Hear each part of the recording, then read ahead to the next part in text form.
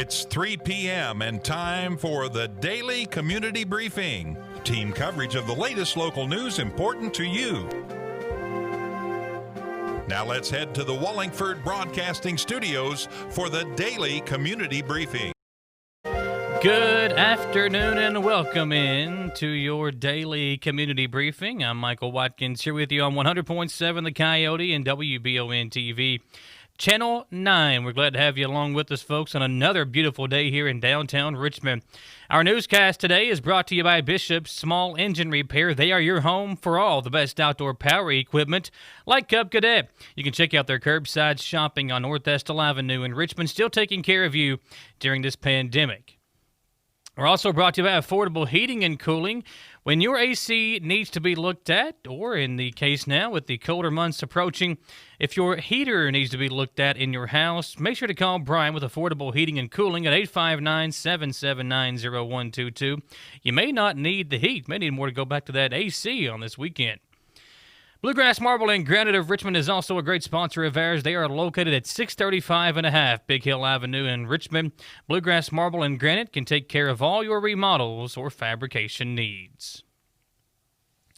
In our lead story today, the State Attorney General's hotline to report voting irregularities was busy, but not nearly as busy as was first expected.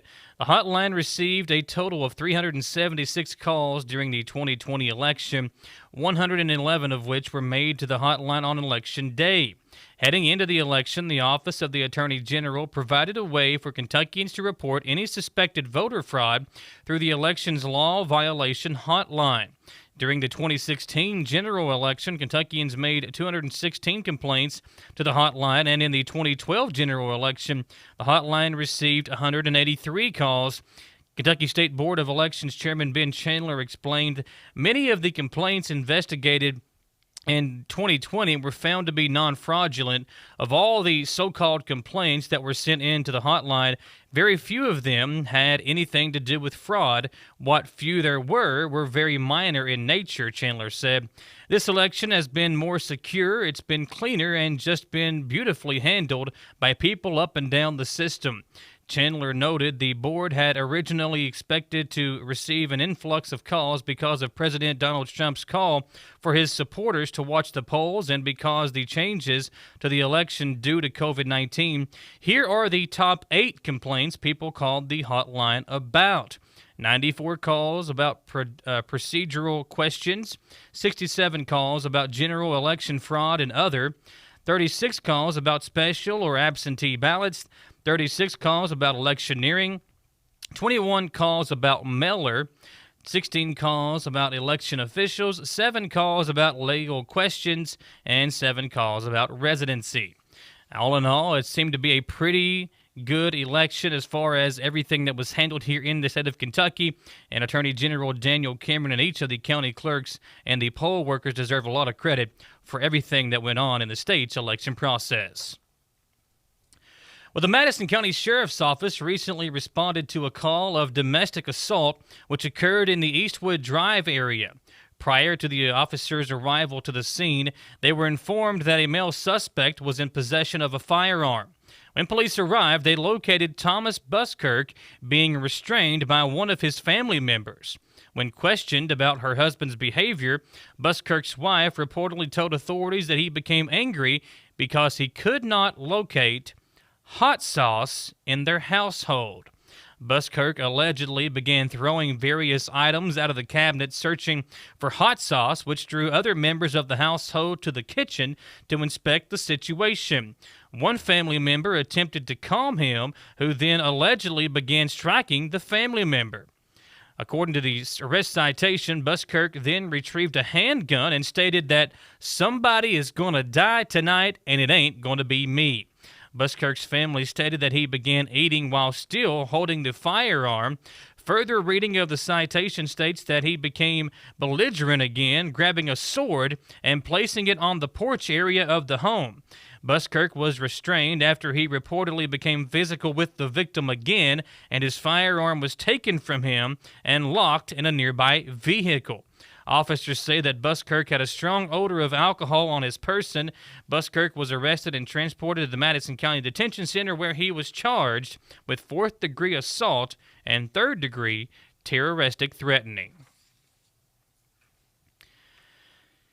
Kentucky State Police investigates murder in Casey County. Detectives from the KSP Post 15 are conducting a murder investigation in Casey County today following a property dispute that occurred on November 4th at approximately 5:44 p.m., 4 miles east of Liberty on Dry Ridge Road.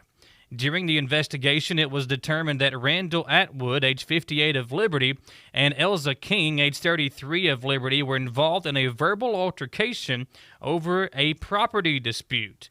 During the altercation, Atwood retrieved his firearm and discharged the weapon, striking King. She was fatally injured and pronounced deceased by the Casey County coroner.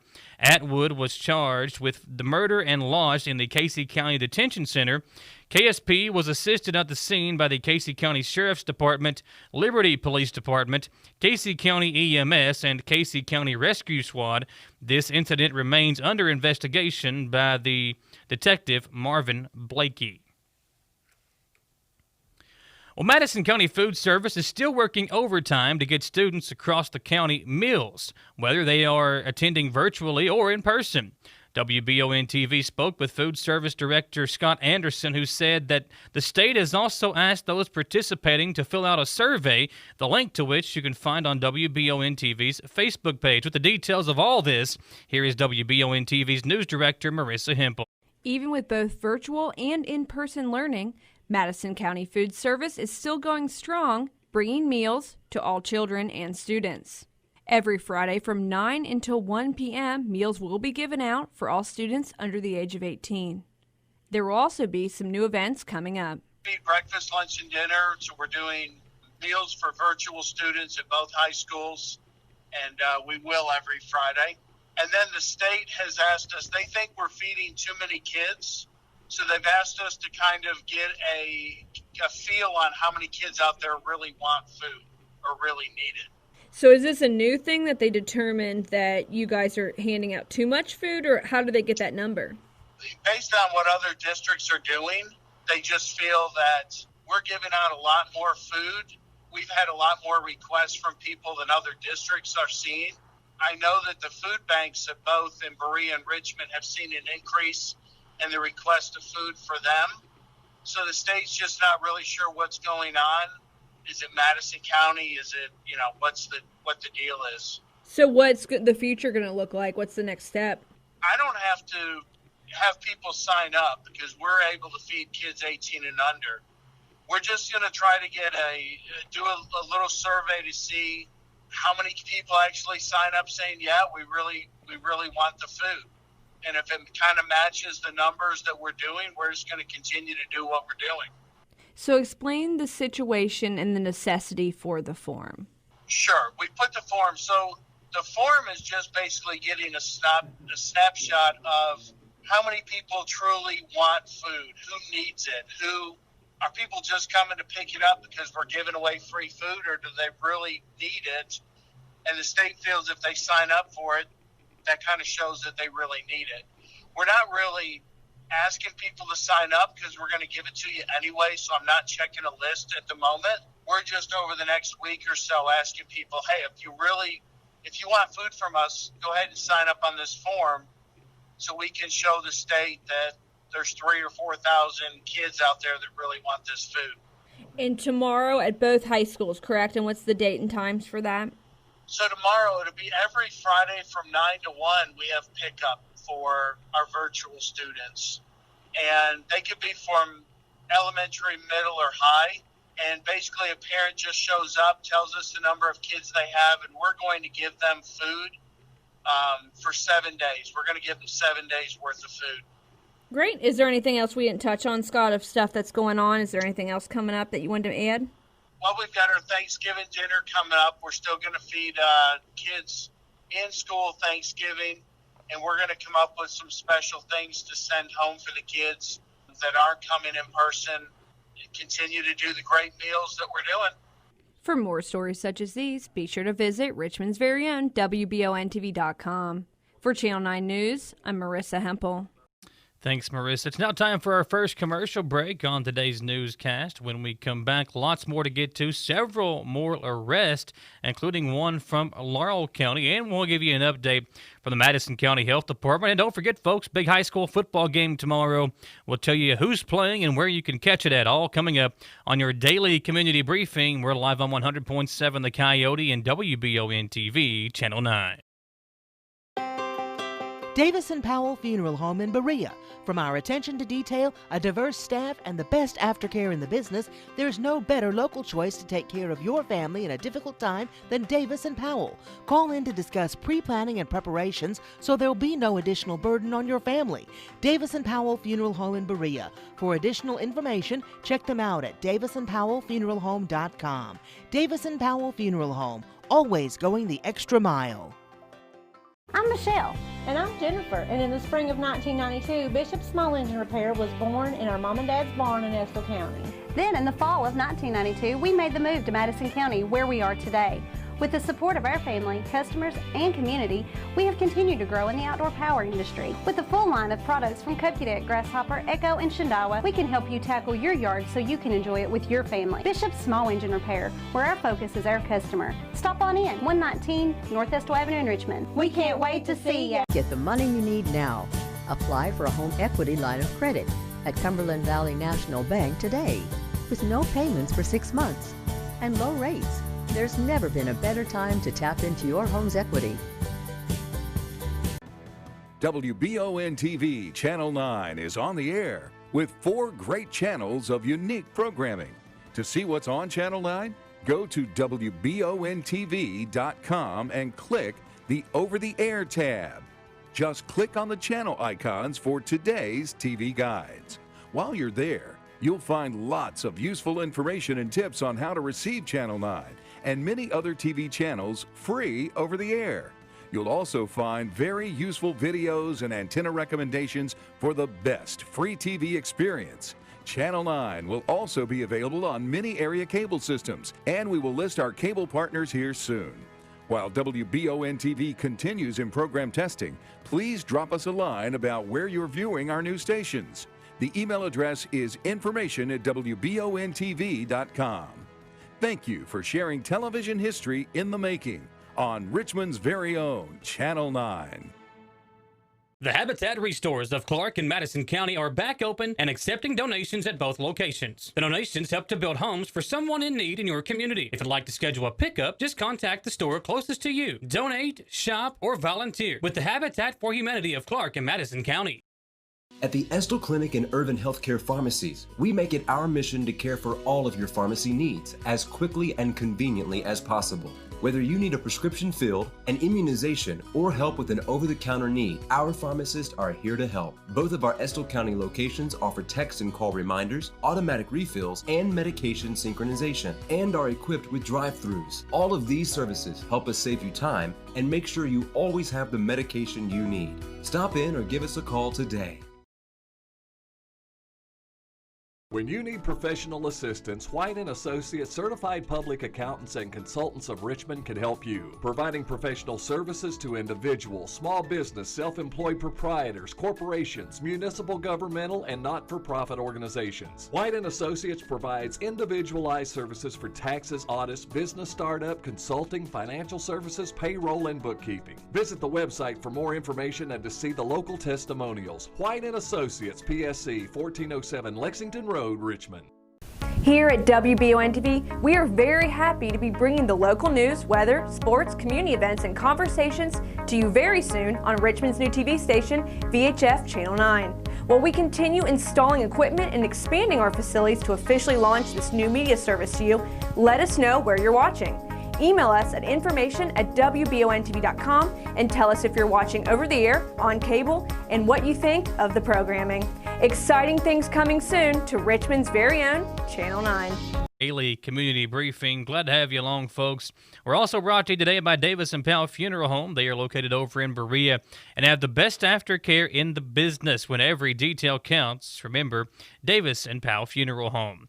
We're also brought to you by Always Growing Children's Resale Store in Berea, just down from Ace Hardware over in the Strip Mall in Berea. Every Tuesday and Thursday, Thursdays today, they will buy your children's gently worn clothes.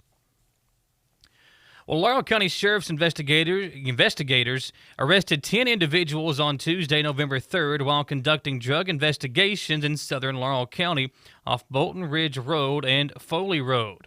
Investigators found meth, Suboxone, and marijuana along with scales, meth pipes, needles loaded with meth, spoons with meth residue, and baggies.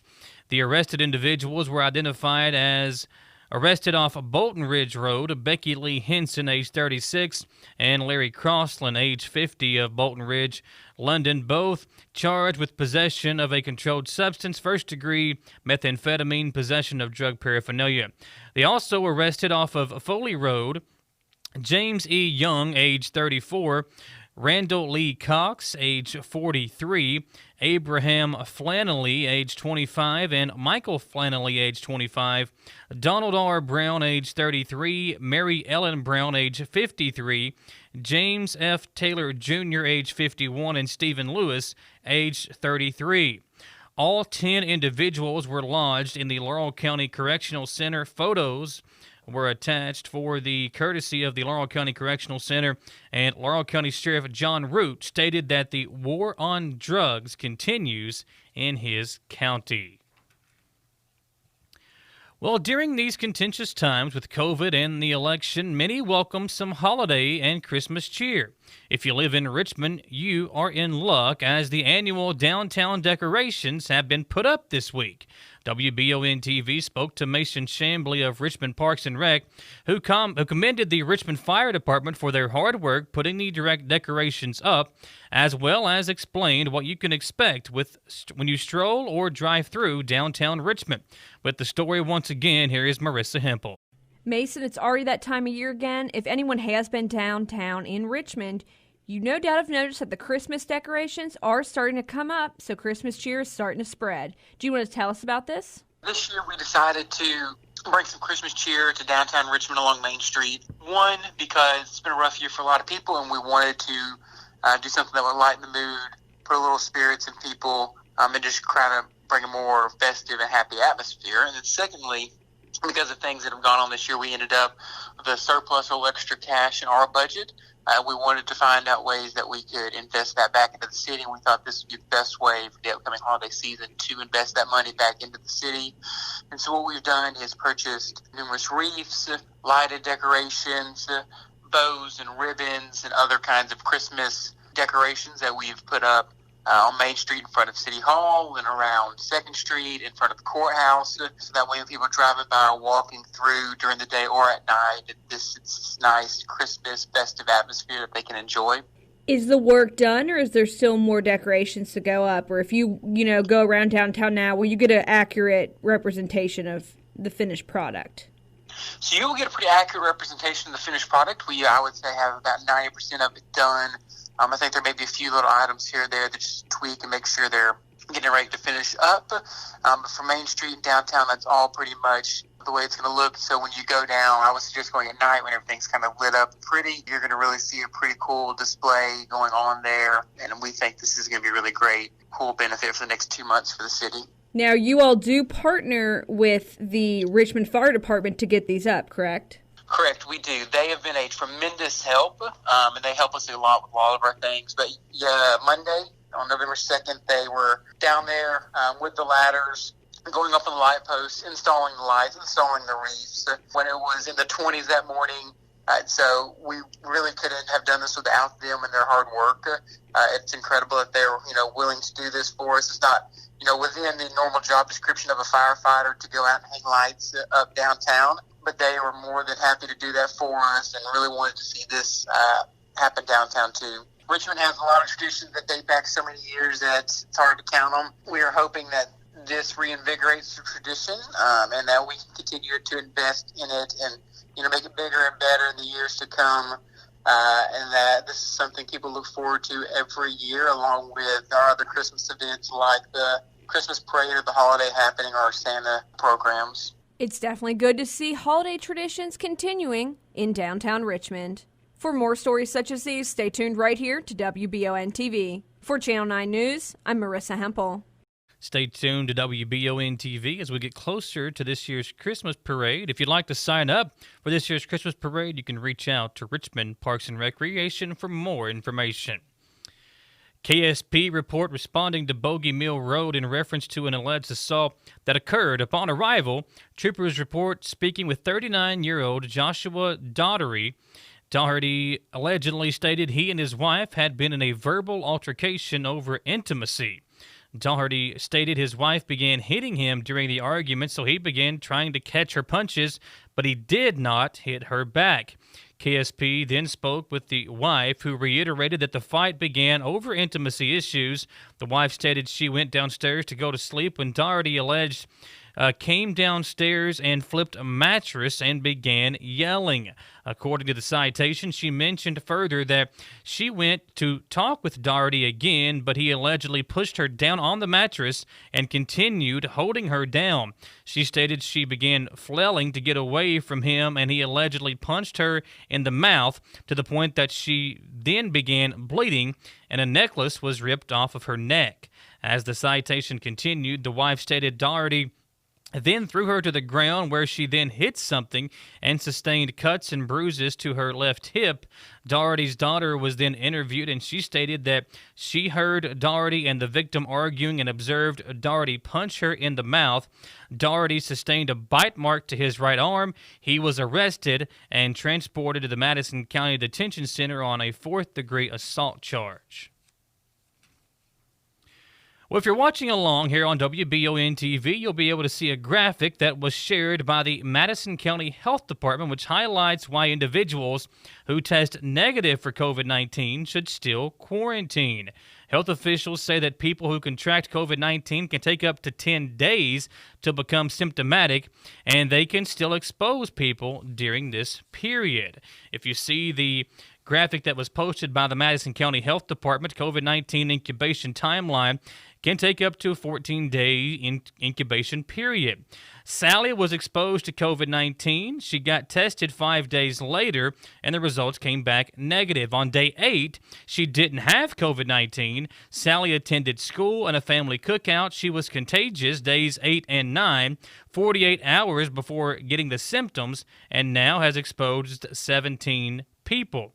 On day 10, she became symptomatic and tested positive. So keep that in mind if you have been around anybody that has been exposed to COVID-19.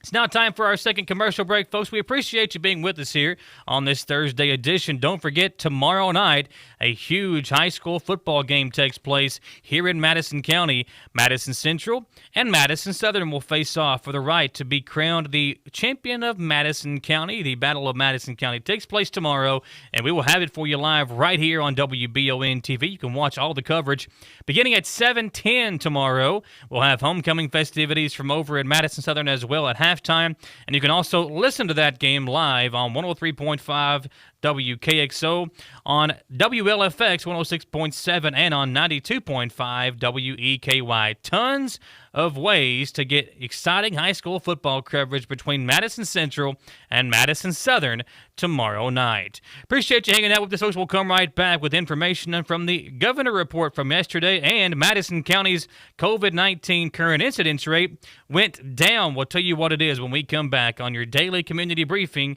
live on 100.7 The Coyote and WBON TV, Channel 9. Davis & Powell Funeral Home in Berea. From our attention to detail, a diverse staff, and the best aftercare in the business, there's no better local choice to take care of your family in a difficult time than Davis & Powell. Call in to discuss pre-planning and preparations so there'll be no additional burden on your family.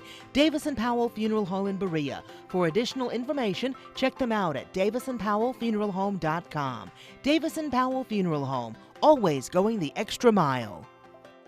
I'm Michelle. And I'm Jennifer. And in the spring of 1992, Bishop Small Engine Repair was born in our mom and dad's barn in Estill County.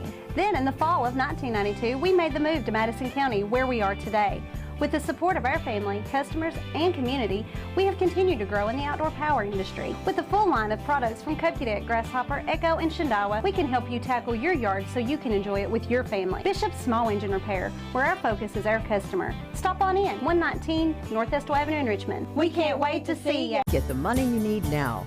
Apply for a home equity line of credit at Cumberland Valley National Bank today, with no payments for 6 months and low rates. There's never been a better time to tap into your home's equity.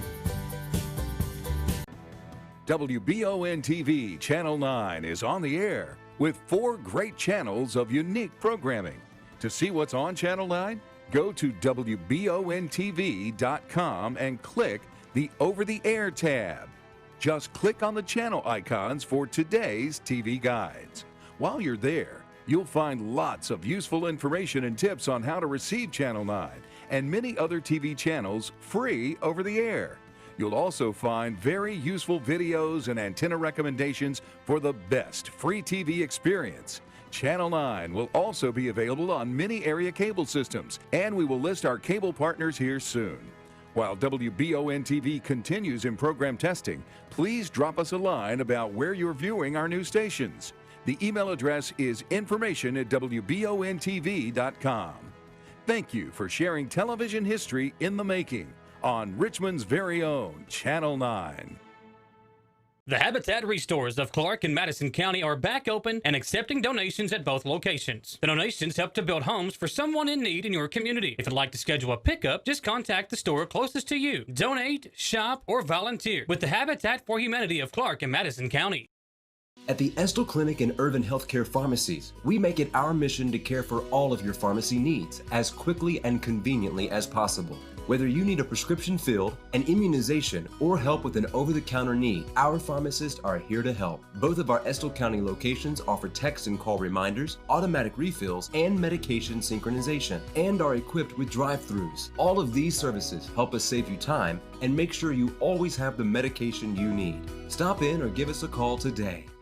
When you need professional assistance, White & Associates Certified Public Accountants and Consultants of Richmond can help you, providing professional services to individuals, small business, self-employed proprietors, corporations, municipal, governmental, and not-for-profit organizations. White & Associates provides individualized services for taxes, audits, business startup, consulting, financial services, payroll, and bookkeeping. Visit the website for more information and to see the local testimonials. White & Associates, PSC, 1407 Lexington Road, Richmond. Here at WBON-TV, we are very happy to be bringing the local news, weather, sports, community events, and conversations to you very soon on Richmond's new TV station, VHF Channel 9. While we continue installing equipment and expanding our facilities to officially launch this new media service to you, let us know where you're watching. Email us at information@WBONTV.com and tell us if you're watching over the air, on cable, and what you think of the programming. Exciting things coming soon to Richmond's very own Channel 9. Cases, the state of Kentucky is up to over 113,000 total cases. To get more from yesterday's governor report, here's WBON-TV's Ron Lykin. Wednesday, Governor Beshear announced new cases that total over 1,000 and still growing. Today we have 1,635 cases. It brings our overall number of cases to 113,009. Our numbers hospitalized go up every day. We're now at 1,066 in the hospital with COVID. On the ICU, 286 Kentuckians today. It was 259 yesterday. These are a lot of Kentuckians that are fighting for their lives. 125 Kentuckians on a ventilator with COVID, just 116 yesterday. Test positivity continues to be far too high, 6.30% today. The governor, in an earlier speech, reminded everyone of the red zone recommendations that are still in effect. We need each of those county governments, city governments, and them to be making plans to be as virtual as possible. We need every business that can have people work from home. If people can work virtually, we need you to let them, because their kids are going to be home learning virtually if the school system is following the guidance and recommendations. We need you to reduce your contacts as much as possible. Don't go out unless you have to. Don't have gatherings. Reduce the number of times you're going to the grocery store. If there's an option for them to bring it out, do it. And this helps protect you, and it's all of us working together. If we can all do this and all come together to tamp down cases as quickly as we can. Right now, the red zone recommendations are just that, recommendations. But if the numbers continue to increase, they can become mandates. From the WBON TV 9 newsroom, I'm Ron Likens. While other counties around us still are in the red, Madison County dipped down back into the orange even further from 24.9 yesterday to 23.2 today for that COVID-19 current incidence rate, but there were 40 new cases reported yesterday, so we'll pay close attention to that tomorrow on your daily community briefing, same time and same place, folks, at 3 p.m. on 100.7 The Coyote and WBON TV, Channel 9.